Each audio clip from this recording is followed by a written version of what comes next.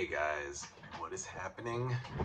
It is late midnight, so I'm gonna do a quick book review on Deadpool Volume 3 Drowning Man. Uh, Moving right along, just 2 more volumes to go, and I'm done with Deadpool, which is awesome. Yeah, so basically, this covers the third volume of Deadpool issues 10 to 20, Heroes for Hire 10 and 11, the Deadpool Death Annual 1998, and also we have Amazing Spider-Man Amazing Spider-Man Volume 1, Issue 47, and also was it Baby Deadpool's first book? Yeah, right. Yeah, Baby's first Deadpool book. Okay, whatever. I skipped that. I didn't care for that at all. It was like a bunch of like baby children's stories about Deadpool. I just skipped that and went to Amazing 47. So, moving along, guys, the overreaching arc of the story here is that um, Deadpool, Wade Wilson, is dealing with a lot of enemies and people trying to kill him. This dude Ajax, for one, his fellow mercenary T-Ray is giving him shit.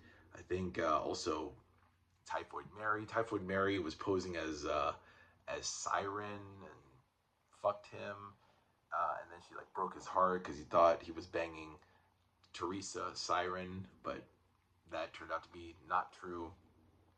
Then he ends up in so he's like his romantic life is in turmoil. Then he and Blind Owl are dealing with they go to the aquarium and and then deal with formerly the Great Lakes Avengers, now the Lightning Rods, which is another dumb name, a takeoff of Thunderbolts. Then they end up going back in time to the 60s. They don't say explicitly it's the 60s, but it's like a 60s era Spider-Man, which is what Amazing Spider-Man 47. The reason why 47 is in the book to begin with is because it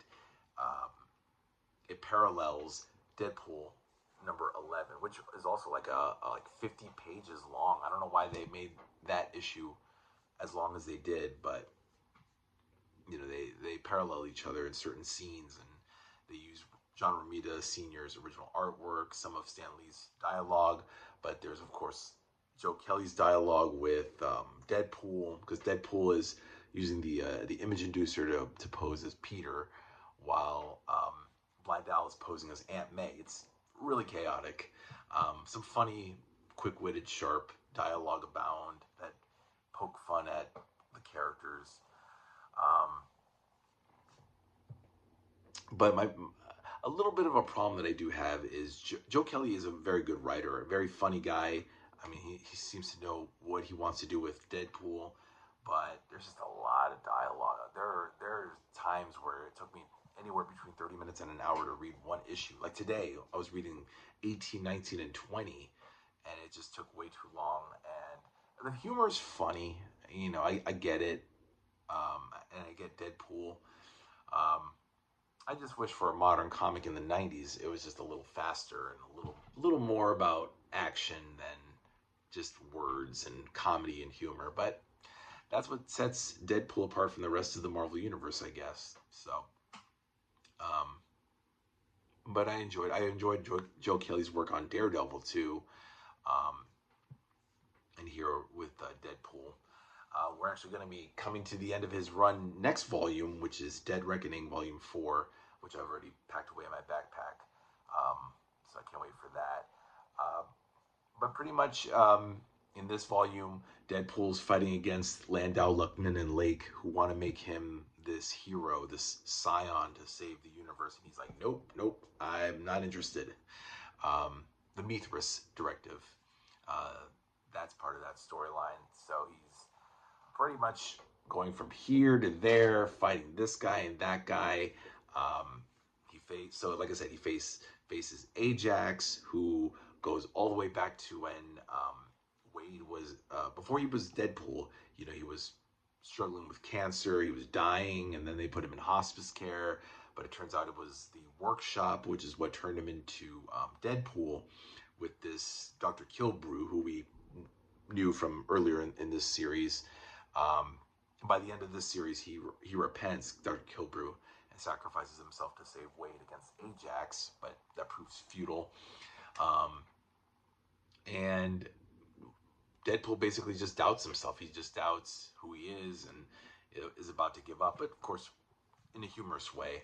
And of course, he just bounces back and kicks this guy's ass, Ajax, who was a bully. It's a little confusing. There's a lot of back and forth as far as how they got here and there, but it's a good origin. Like in the annual, how he was in love with death, similar with Thanos. Thanos is in love with death. Deadpool's in love with death. So it's all a joke, and he's ready to give his life over because he's dying of cancer. But he's like, nope.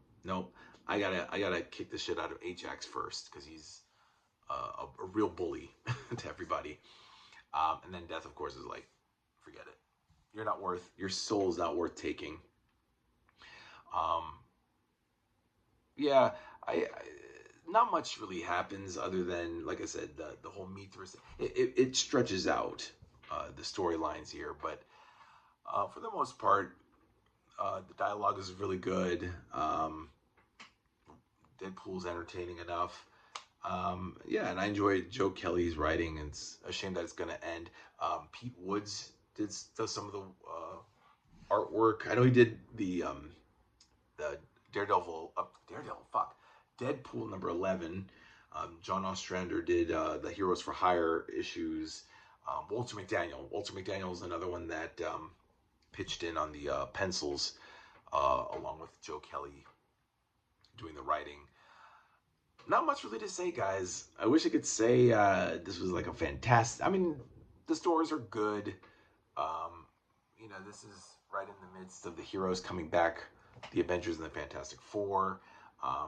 He fights Batroc.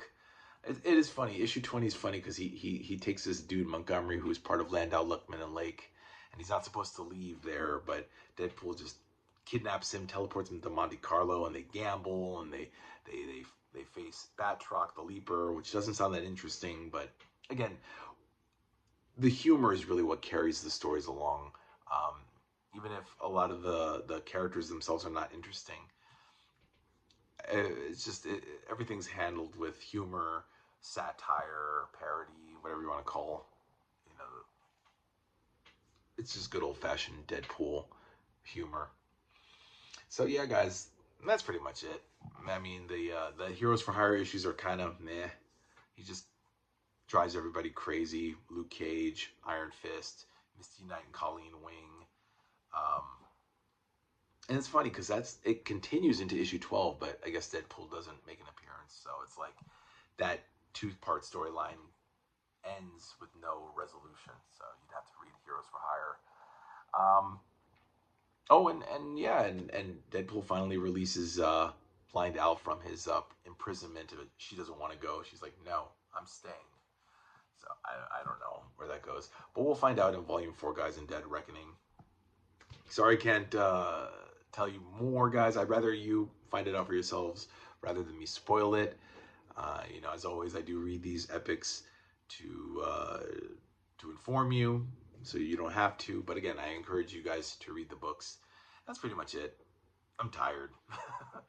But I hope you guys had fun. Let me know in the comments what you guys think.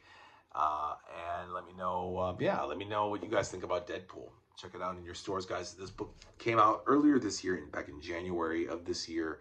And we're almost done. I finally got to it. And we're moving on to Volume 4, Dead Reckoning. So I'll see you guys next time. Take care. Bye.